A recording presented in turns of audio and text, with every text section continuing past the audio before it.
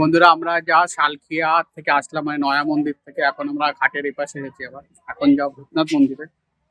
আর ভূতনাথ মন্দিরে এই চত্বরটাতে ছোট ছোট মন্দির ভর্তি, অজস্র মন্দির, আর সাথে পাহাড়, মানে গঙ্গার পাড়। আর পাশে রয়েছে নিমতলা শ্মশান, আরো দু একটা লোকেশন আছে, তো সেগুলো ঘুরবো। তো এখন আমরা এবার যাব হচ্ছে ভূতনাথ মন্দিরে।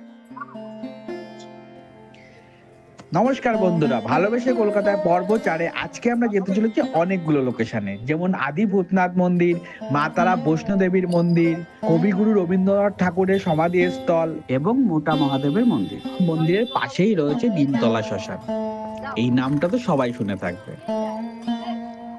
তো প্রথমে আমরা যাব ভূতনাথ মন্দিরে। আর তোমরা যদি এই লোকেশনগুলোতে আসতে চাও তাহলে তোমাদের সেই একই ব্যাপার, মানে আহারিতলাতে এসে নামতে হবে, মানে শোভাবাজার আহারিতলাতে নামতে হবে।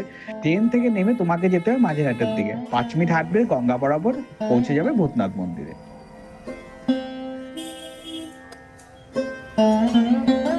আর আমরা এই ভূতনাথ মন্দিরে যেতে যেতে ভূতনাথ মন্দির সম্বন্ধে কিছু তথ্য আমরা জেনে নেব। তো বাংলার এই বিখ্যাত এবং প্রাচীন মন্দিরগুলির মধ্যে অন্যতম একটা মন্দির হলো নিমতলার ভূতনাথ মন্দির। আর এই ভূতনাথ মন্দিরটি খুবই পবিত্র বলে বিবেচিত হয়। আর এটা মনে করা এখানে ভক্তরা যেটা চায় সেটা তারা পায়। আর এই ভূতনাথ মন্দিরে পূজিত হয় ভূতনাথ শিব। আর এই মন্দিরটির উৎস সম্পর্কে খুব একটা কিছু জানা যায়নি, কিন্তু যেটা প্রচলিত আছে সেটা এরকম খানিকটা। বারাণসীর এক অঘরী সাধু এসেছিল হুগলি নদীর তীরে, তিনি এই মন্দিরে শিবলিঙ্গ প্রতিষ্ঠা করেছিলেন। আর সেই হিসাবে মন্দিরটি ধরা হয় প্রায় 300 বছরও পুরনো। আর এই মন্দিরটিতে শিবের পুজো করা হয় শ্মশানের ভস্য দিয়ে। আর সবচেয়ে অবাক ব্যাপার, যখন আমাদের এখানে লকডাউন চলছিল তখন বিশেষ কারণে কিছুদিন শ্মশানটা বন্ধ ছিল, কিন্তু কালক্রমে বা ভগবানের ইচ্ছাতেই প্রতিদিন কোনো না কোনো একটা মৃতদেহ আসতো এই শ্মশানে, এবং তার ভস্য দিয়েই পূজিত হতো ভূতনাথ। অ্যাকচুয়ালি এটা মনে করা হয় যে বিগত 300 বছর ধরে এই রীতির অব্যাহত হয়ে চলেছে। এই ভূতনাথ মন্দিরে ভস্য আরতি 300 বছর ধরে চলে আসছে। আর বুঝতেই পারছো, এটা হুগলি নদীর তীরে অবস্থিত, তার জন্য এখানে সুন্দরভাবে টাইম কাটানোয় সন্ধ্যের সময় ভালোই ভিড় হয়। কিন্তু আমরা দুর্ভাগ্যবশত পৌঁছে গেছিলাম 12টার সময়। আর এই মন্দির 12টার থেকে 4টে পর্যন্ত বন্ধ থাকে, নয়া মন্দিরের মতনই। তো তার জন্য আমরা ভূতনাথ মন্দির আমরা দর্শন করতে পারিনি। তার জন্য আমরা বাইরে বেরিয়ে আমরা সঙ্গে সঙ্গে চলে গেছিলাম তার উল্টো সাইডে মাতা বৈষ্ণোদেবীর মন্দিরে। আর সেই মুহূর্তে বৈষ্ণোদেবীর মন্দিরে হচ্ছিল ভোগ প্রসাদ বিতরণ। আমরা ভোগ প্রসাদ গ্রহণ করে প্রণাম করে আমরা বেরিয়ে পড়লাম আমাদের নেক্সট ডেস্টিনেশনে, যেটা ভূতনাথ মন্দিরে একদম গায়ে অবস্থিত রবীন্দ্রনাথের সমাধিস্থল। ভূতনাথ মন্দিরের একই দেয়ালে, মানে বলা যেতে পারে ভূতনাথ মন্দিরের ঠিক পেছনেই এই সমাধিস্থল রয়েছে।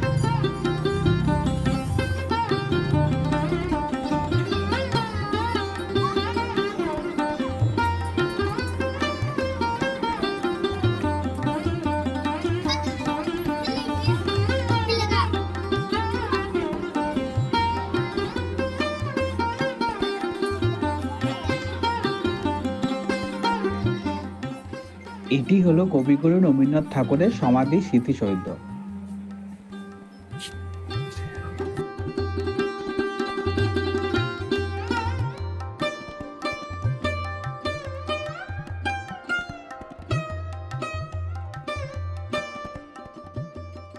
নর্মালি জানি আমরা, যেখানে স্মৃতিসৌধ বা সমাধিস্থল হয় সেখানে তার দেহ অংশ থাকে, মানে সেখানে নিচেই কবর দেওয়া হয়।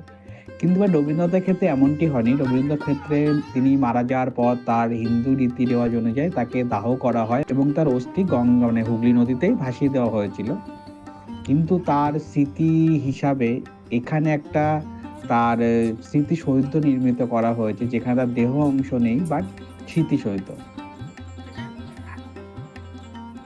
আর এই জায়গাটাতে হুগলি নদীর পাশে বলে, মানে একদম নদীর পাশে বলে এই জায়গাটা সন্ধ্যেবেলা বলা ভুল হবে, সারাক্ষণই খুব সুন্দর একটা মনোরম পরিবেশ এবং একাকিত্বে থাকার জন্য খুবই সুন্দর একটা জায়গা।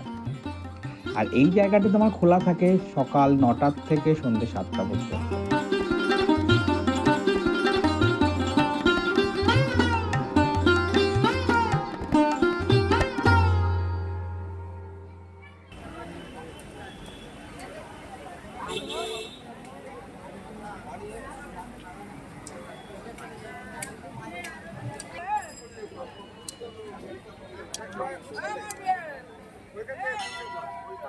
এখন আমরা যেতে চলেছি মোটা মহাদেবের মন্দির। এর আরেকটাও নাম আছে শ্রী দুর্গেশ্বর মহাদেব মন্দির। এই মন্দিরটি প্রায় 350 বছরেরও পুরনো একটি মন্দির। আর দেখলে তোমরা তো বুঝতেই পারছো, এর পেছনে একটা সুন্দর গল্প আছে। আমরা একটু লেটে পৌঁছে তো ভেতরটা তোমাদেরকে দেখাতে পারলাম না। তো গল্পটা খানিকটা এরকম ছিল যে কোনো এক সময় এই মন্দিরে যে মহাদেব আছে সেই মহাদেবকে কোনো একদিন সকালবেলা খুলে তাকে পাওয়া যায় না। পরে তাকে হুগলি নদী থেকে পাওয়া যায় এবং সেখান থেকে নিয়ে এসে আবার এখানে প্রতিষ্ঠিত করা হয়। আর তার জন্য শিকল দিয়ে তাকে বেঁধে রাখা হতো কোনো এক সময়। এখন যদিও মূর্তিটিকে বেঁধে রাখা হয় না, কিন্তু শিকলগুলো মন্দিরের ভেতরে আছে।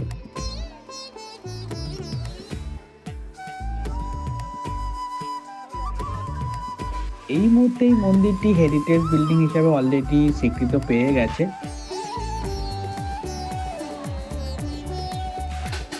আর এই মন্দিরটি তোমরা দেখে বুঝতেই পারছো প্রচন্ড ভগ্ন প্রায় হয়ে গেছে, চারিদিকে জটা নেমেছে, কিন্তু এর পেছনেও একটা গল্প আছে। এই মন্দিরটি নাকি অনেকবারই পুনঃসংস্করণ করার জন্য চেষ্টা করা হয়েছে, কিন্তু প্রতিবারই কোনো এক অজ্ঞাত কারণে এই মন্দিরটি কোনোবারই সংস্করণ করা হয়নি, মানে করা যায়নি। তো বন্ধুরা, আমার এই মন্দিরটা তো খুবই সুন্দর লেগেছে। মন্দিরটির পুজোর নিয়মাবলী বলে দিই। এই মন্দিরটি প্রতিদিন 5টায় মন্দিরটি খোলা হয় এবং তারপরে শুরু হয় মঙ্গল আরতি। আর আরতি শেষে শিবলিঙ্গে জল ঢালার অনুমতি পাওয়া যায়। আর 12টার সময় শুরু হয় ভোগ আরতি। আর তারপরে এই মন্দিরে ভেতরে কাউকে আর ঢোকার অনুমতি থাকে না। আর এই ভোগ প্রদানের পরে কিছুক্ষণ মন্দিরটি বন্ধ থাকে আর খোলে সেই 4টের সময়। আর রাত্রেবেলা সন্ধ্যে 8:30টার সময় হয় সন্ধ্যা আরতি। আজকে আমাদের ট্রিপে যে কটা লোকেশনে ঘুরলাম, আমার সবচেয়ে ভালো লেগেছে মোটা বাবার মন্দির।